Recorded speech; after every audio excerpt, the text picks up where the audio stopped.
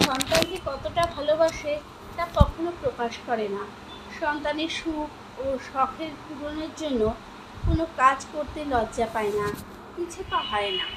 দায়িত্বের বোঝা কতটা আছে তা কখনো কাউকে বুঝতে দেয় না। যে বাড়িটা তৈরি করেছে থাকার জন্য, পরিবারের চাহিদা পূরণ ও সদস্যদের শখ আহ্লাদ মেটাবার জন্য, সেই বাড়িতে তার আর বেশি দিন থাকা হয় না। তাও সে সন্তানের কথা ভেবে শরীরের ঘাম, শেষ রক্তবিন্দু ঝরিয়ে গেল সারা জীবন। পরের কবিতা ছেলেবেলা।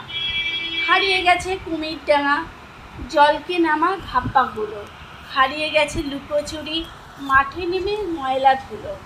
হারিয়ে গেছে আপন বাপন, হারিয়ে গেছে খেলনা বাটি। হারিয়ে গেছে দুধে ভাতে হেরে গিয়ে কান্নাকাটি। হারিয়ে গেছে এই নে আড়ি, হারিয়ে গেছে ভাব আবার। হারিয়ে গেছে চোর পুলিশার দুপুরবেলার আম আচার।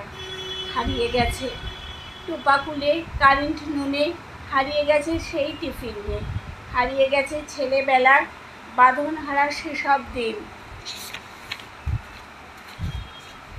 বন্ধু ছিল খেলার মাঠে, চায়ের দোকান লাল রঙে।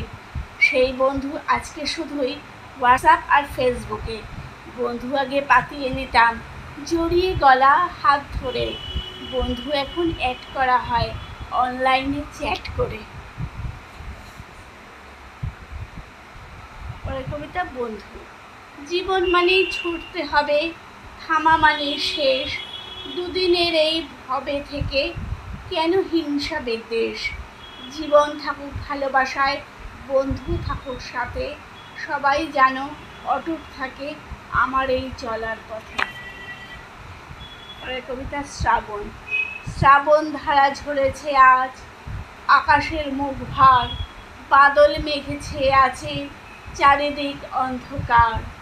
ঝমঝমিয়ে বৃষ্টি পড়ে, পুকুর নদী জলে ভরে। চাষির মুখে হাসি ফোটে, চাষির হাতে লাঙল ওঠে।